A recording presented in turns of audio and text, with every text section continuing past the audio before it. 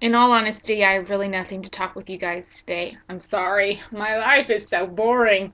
But if you haven't watched it, go watch the Batman vs. Superman trailer.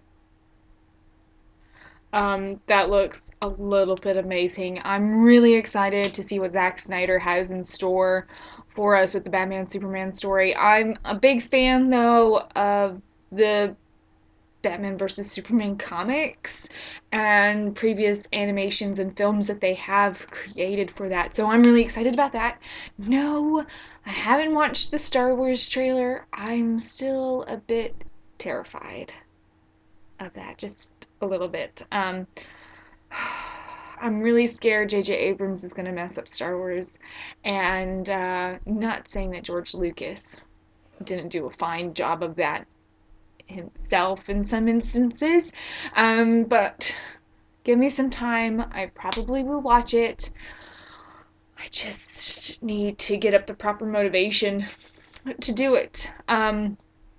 But really, outside that, there's not much going on for me. I've taken up walking. I haven't quite changed the walking to running yet. I used to think it was really boring. I quite like it now. It's nice. Go kind of get out of your own headspace. It's kind of relaxing. Um, but it is the second to the last week of April, and we are still in National Poetry Month. I hope you guys have tried to explore some poetry. I know it's difficult that if that's not what you naturally read, it's kind of hard to even figure out where to start. There are some starting points to jump off of, and I always kind of say you need to start with Emily Dickinson.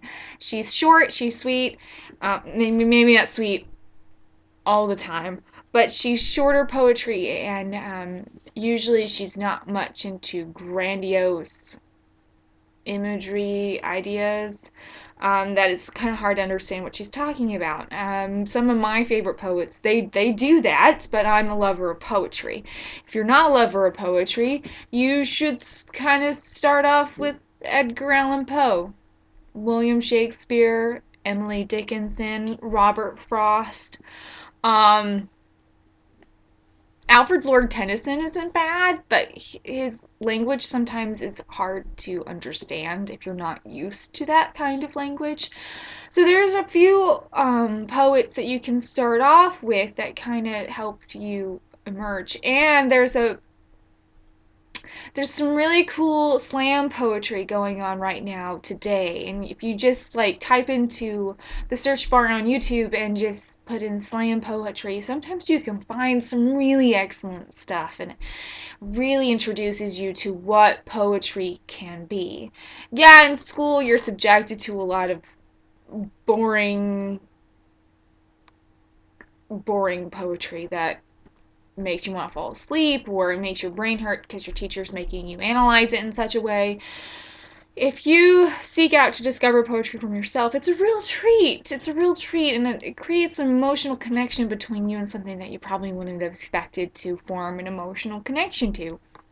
But I will stop talking about poetry, as I have the last 3 weeks, and jump right into the poem I've decided to read today. This is a book I've had for a long time, and it's Emily Dickinson poems.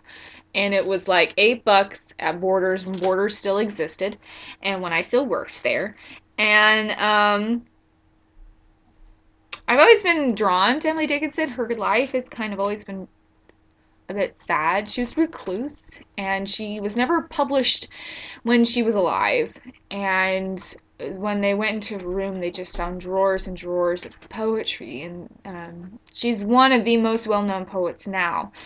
You might not know it's an Emily Dickinson poem that you might be hearing, but when you find out who she is and what she's written, then you realize, yeah, you actually know quite a bit of her portfolio that she's written.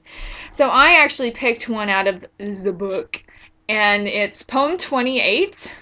No, excuse me, poem 27. Roman numerals always throw me off. It's poem 27, The Chariot. Most of her poems didn't actually have titles, so a bunch of the poems were given like numbers or first line titles. because she just wrote the poems. She didn't take the time to name them, but I'm going to read The Chariot for you today. Now, I know I'm no Tom Hiddleston or Benedict Cumberbatch or all the other wonderful people who have taken their time to read poetry for us, so bear with, okay? The Chariot by Emily Dickinson. Because I could not stop for death, he kindly stopped for me. The carriage held but just ourselves and immortality. We slowly drove, he knew no haste, and I had put away my labor, and my leisure too, for his civility. We passed the school where children play, their lessons scarcely done. We passed the fields of grazing grain, and past the settling sun. We paused before a house that seemed a swelling of the ground. A roof was scarcely visible, the cornice but a mound. Since then 'tis a centuries, but each feels shorter than the day I first surmised the horses' heads were towards eternity. Um, it's one of probably the most quoted lines in poetry is because I could not stop for death, he kindly stopped for me. Um, I don't know, there's just something about poetry that relaxes my soul and helps me kind of just take things slower, appreciate things around me a little bit better. But try, really do try.